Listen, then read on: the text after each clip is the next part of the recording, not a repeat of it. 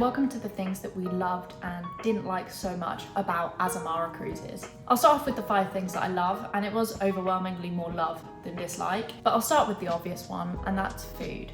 I've been on quite a few cruises, and I think I've been on about 6 different lines ranging from MSC to Seabourn, so I think I have quite a good idea of what the food is like across different brands, but Azamara was definitely up there. Azamara is a premium cruise line and their food really matches that. Everything was really good quality. You could tell the majority of stuff was made on board, from their bread to the fruit tarts. I always judge a cruise ship by their fruit tart, and Azamara had a really good one. Oh, also the lemon meringue pie, like that pastry was just, it was thin. But all the food, the meat, the presentation, the desserts, everything was just utterly delicious on board. And if food is something you really care about, definitely consider Azamara. I'll also be doing some other food videos and a dining guide, so please subscribe to keep up with those videos. The second thing was the specialty evenings. This is something that puts Azamara separate to other cruise lines. The separate events that they throw for free.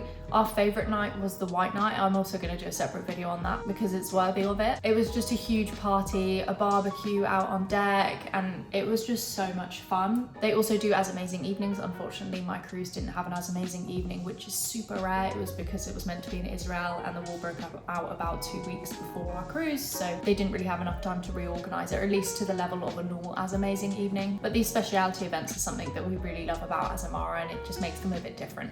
Our third love is the service. The crew was so friendly, and they literally remembered everything about us. They knew our names, what we liked. They would kind of have things pre-prepared for us. You know, after dinner, they would serve us our tea, coffee, whatever we really wanted. They would kind of be prepped for it, and so we would get it really quickly. I would walk around the ship and people would know my name, and I'd be like, I don't even know you. Like, I've never seen you before. But the service was just so friendly and personable. It has to be up there with some of the best that I've experienced on a cruise ship. Our fourth love was the entertainment. On a small ship, entertainment can often let you down, and I have found this before in the past. Even on big ships, sometimes the entertainment can let you down. But on Azamara, it was one of the best things about it. And each person had something unique about them, and it really just made for interesting shows and different talents going throughout. They also had guest entertainment come on. You know, there was a comedian, we had a local dance group and band come on. I also have to shout out Alexa, the singer pianist, who would often go into the den and watch each evening because she was just so talented, and she'd take any song, like any request there and then. She'd see if she had it and she'd just look up the music and play it. It was amazing. Her talent was just through the roof.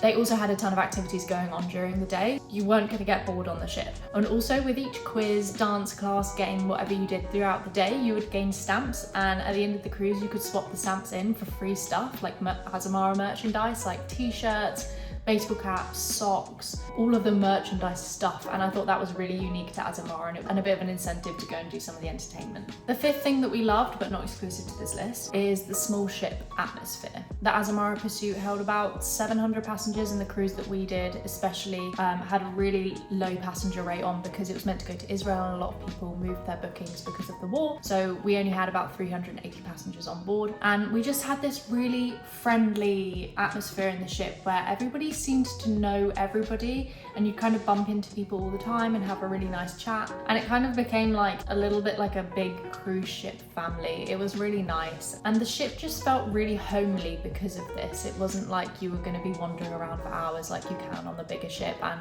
you'd see people that you'd never see before. It was just really nice to get to know everybody, and it just had a really friendly atmosphere on board. Now I'll go into the dislikes. Disclaimer, we absolutely loved Azamara, so these dislikes are a little bit of us nitpicking, but there were a few things. The clientele for Azamara is definitely a bit older. Me and my husband were on there for our honeymoon, and we are in our mid-20s, and we were definitely the youngest on board by about 20 years, which was quite nice because it made it very special for us that people were like, what are you doing here?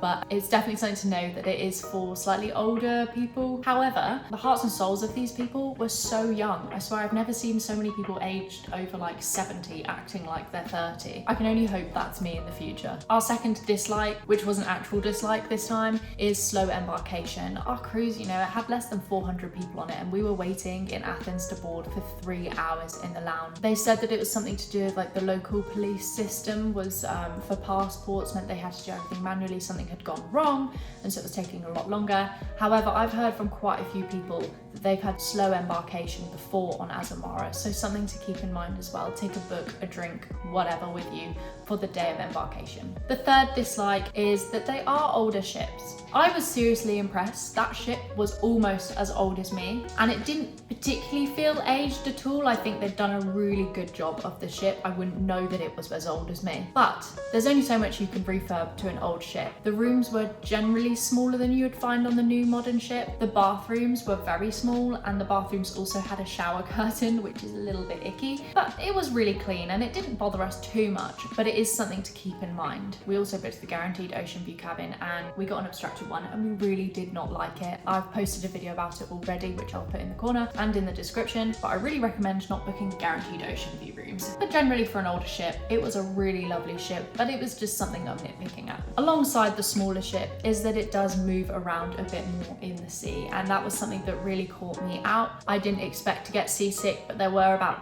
2 days and one of them in a specialty restaurant as well, which was a bit ruined by the fact that I was feeling seasick. The sea wasn't moving that much, but with it being a small ship and we were in the middle of the Mediterranean, it definitely moved enough for me to feel it. So just take some seasickness tablets with you. Our fifth and final dislike, which was quite a major one for us, was that the buffet was very small. With a smaller ship, you're gonna get a smaller selection, it was absolutely fair. But with us being in our 20s, we like to eat a lot. And the buffet is one of the main draws for us. Whilst the patio grill food was amazing and the restaurant food was amazing and the food that was in the buffet was pretty good, it was definitely a very reduced selection. There was kind of only one walkway bit for you to get food from, and a lot of the time it was the same stuff. It was kind of those staples that you'd go for, like pasta, meat, rice, but there was nothing wow factor about the buffet at all. And the pizza was pretty bad, but then I can't imagine that the clientele is that buzzed about the pizza as I am. If you have any loves or dislikes about Azamara, please put them in the comment, and any questions, let me know. And as always, please like this video and subscribe to our channel, and thank you for watching.